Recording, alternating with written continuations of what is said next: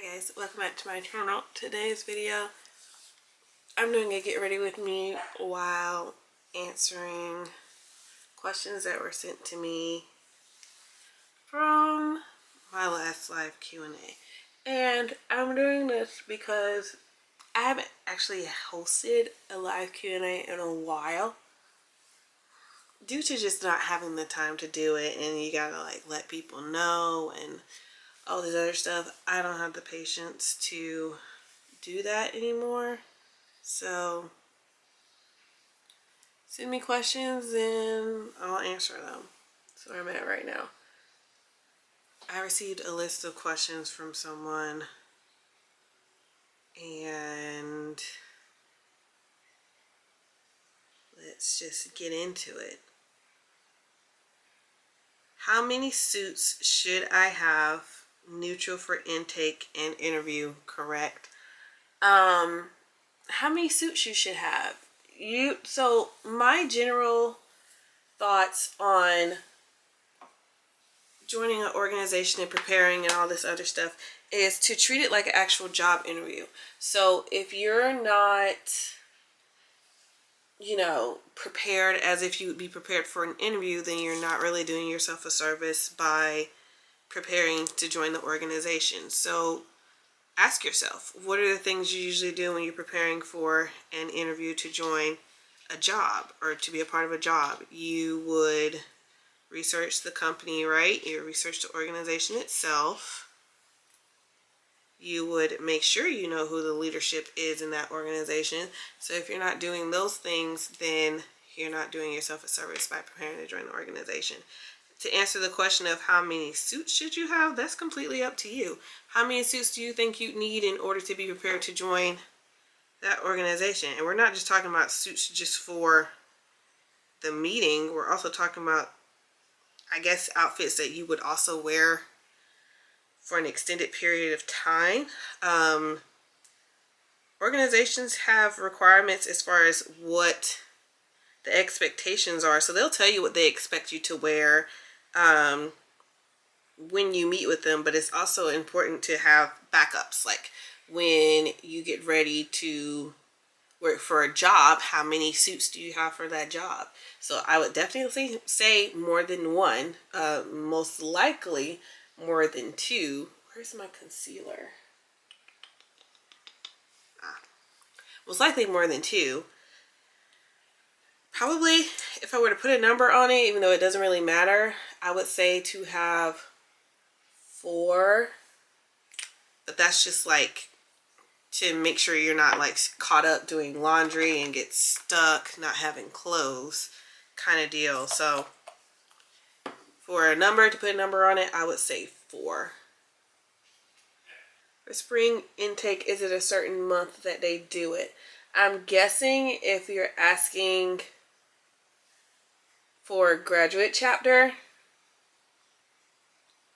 and if it's for graduate chapter, then the answer is no. There's not a particular month, because graduate chapter doesn't necessarily work on the same timeline that undergraduates would, where in undergrad there are specific timelines as far as the institution where you have to get things done. Like you have to have been done with intake before school is out, for the most part.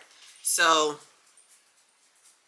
no, there's not a specific time that they'll have intake, but you should also make sure that you are being connected to the people in your chapter that you're interested in joining. You should be working on making connections and building connections with people if you're not already doing that, so that you're in the know and so that you don't miss anything that occurs as far as when they're having intake, when they're doing informal, formal rush, all that good stuff. So you need to be networking to make sure that you remain in the know. If you don't know what's going on, that means you're not doing your part in making sure you are building relationships with people.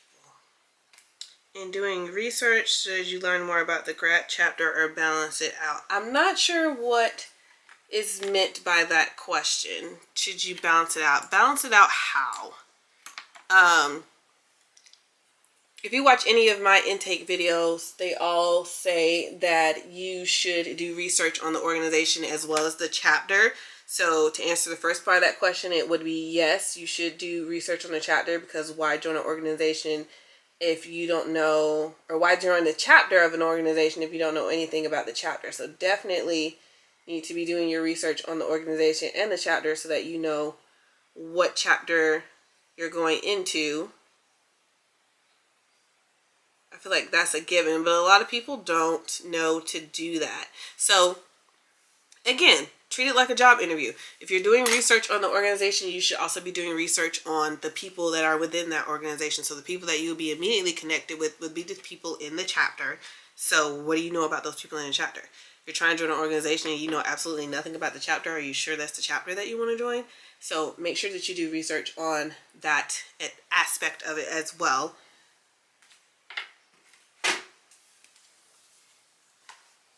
If I have questions for grad chapter, should I ask them at intake or save them for an interview? It depends on the kind of question you have.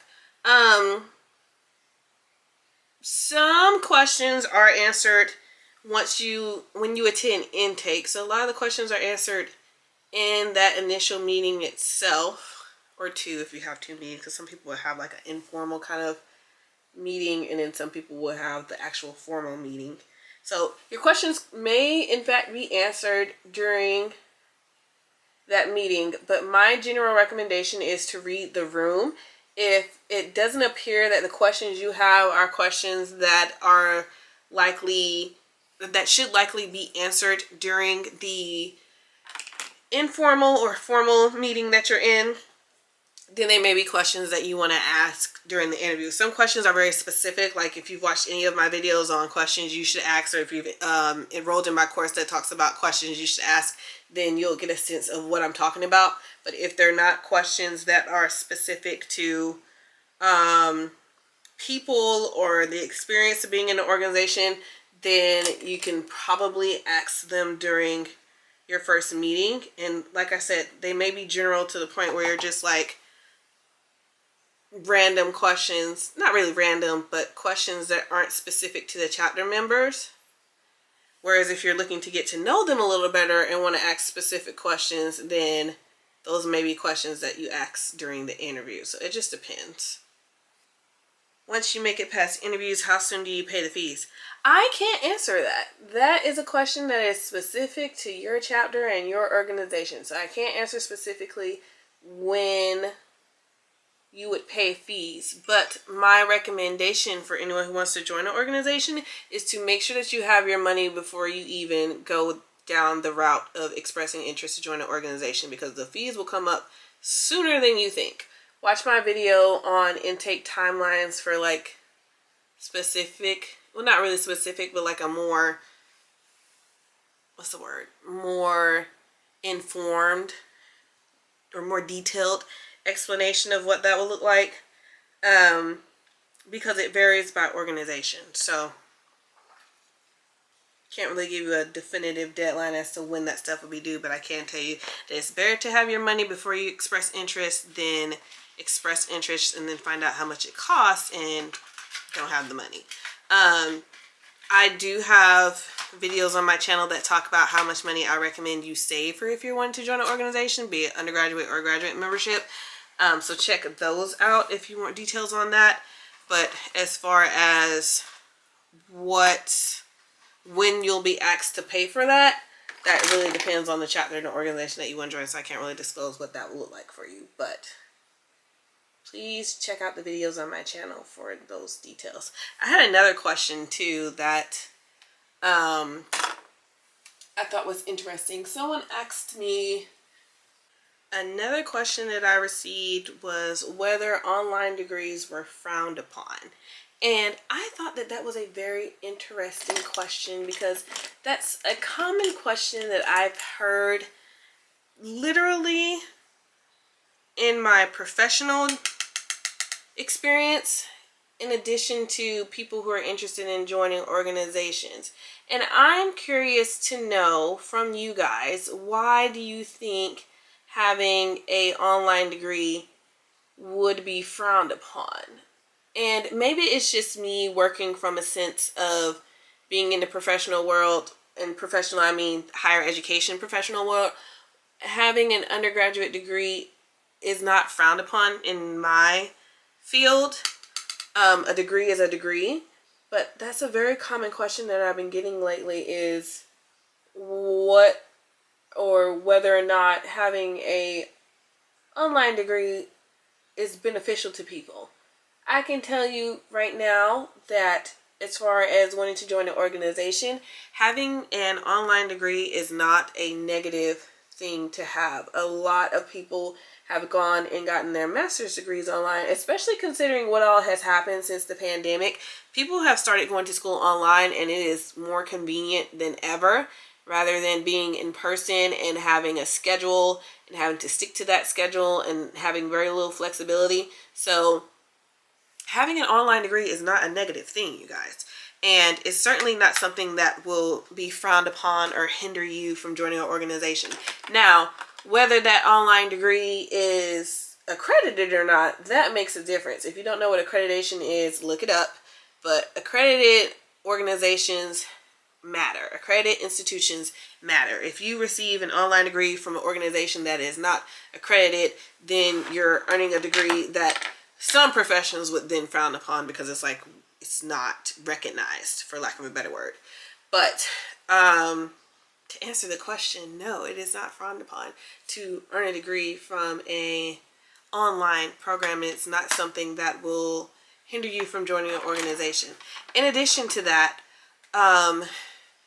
organizations, I would encourage you to read your organization's membership requirements, because organizations will specify what types of degrees are required in order to join their organization.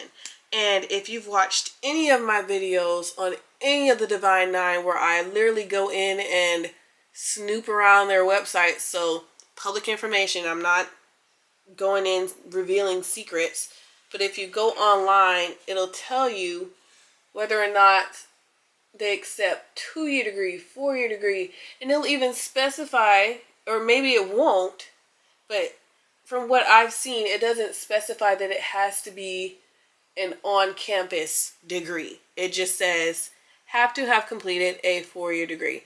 Now, mind you, organizations are within their right to change their requirements as they see fit to, make it more fair or what have you. But it does not specify whether it has to be online or not. So make sure you're reading that information before panicking about it. What else? I think those are like the main things. It was another one that came across my interest. I have to find it. The same thing goes for people who are taking classes online. So from an undergraduate standpoint, if you take online classes, you are still considered, is this the one I want to use? You are still considered a full-time student if you take online classes. Now, again, you have to check with your organization to see if they specify whether or not you have to take classes or to be considered a full-time student, what that actually means, because some people may have specific requirements. But again, from my experience, full-time student status means, this is me going in an academic side, so full-time student status means that you have at least 12 credit hours to be considered a full-time student at your campus or university.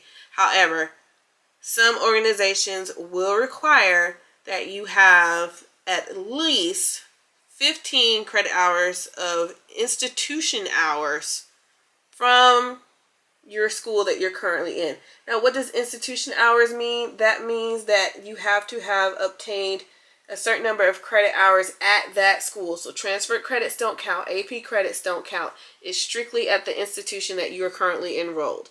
You have to have those hours on file in order to be considered a full-time student at their university. So that's what that means. So whether you take classes online or on campus, as long as it's at the institution itself, you're taking it at that college or university, then you are considered a full-time student. Now, like I said, Organizations can have very specific requirements in order for you to join them. And those specific requirements may indeed say that online education does not, online classes don't count. I'm not saying that they do say that. I've never seen that, to be honest with you. But they could specifically declare what those requirements are. So you have to make sure that you're reading the membership requirements before you attempt to express interest or go to the information session. Just save yourself the trouble and make sure you know what you're getting into before you get into it. But to answer that question in general, full-time student status can include online classes, so need not worry about that. I feel like a lot of times we get caught up in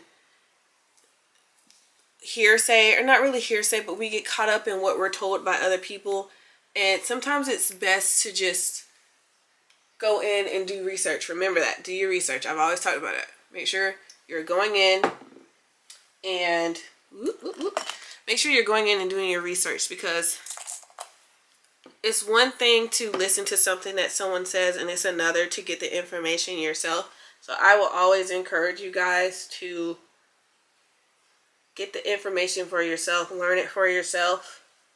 And then if you ever need clarification on something, you can always ask. But the information is typically right there for you to look at. You just kind of have to look for it sometimes. So explore the membership page, explore their website, go to the meetings. They're like the general meetings. Go to intake orientation, where everyone is lost in asking questions so that you don't feel like you're the only person asking a question. And 9 times out of 10, you'll get your answer just from attending those meetings. So you're not alone in not knowing the answer to these questions, but there is a community out there that can also ask questions, and you can feel a little better about where you are because you're not the only one in that position. I also had a question. I'm trying to run through all the questions that I get on my, like, general questions that I get from my Instagram and stuff. I got a question on my channel once, and it asked, so I posted a video on joining, or it was a live Q&A is what it was. I posted a video on my live Q&A, and someone asked a question about joining other organizations, and they asked, what if they're in other organizations on campus but don't hold a leadership position, and whether or not that would be a deal breaker. And then they further specified in saying, what if it was a club like a Black student union and not necessarily a Greek letter organization? And let me just clarify, if anyone ever watched my placeholder organization, I know I put a disclaimer in the description box, but for me to clarify again, you can join whatever organization you want. When I say don't join a placeholder, I mean don't join an organization and thinking that it's going to get you into joining a Divine Nine or Greek letter organization just because you're in that organization. Common one, I'm just going to say it, common ones that students tend to join are the service fraternities and service sororities. And they'll join as members, or they'll get really high up in leadership position, and they will use that as leverage, or not even leverage, but they will use that as their resource or proof to attempt to get into Greek letter organizations like the Divine Nine. And if you join a service organization just for the sake of joining it and you're just looking to like build your leadership skills, that's not a problem.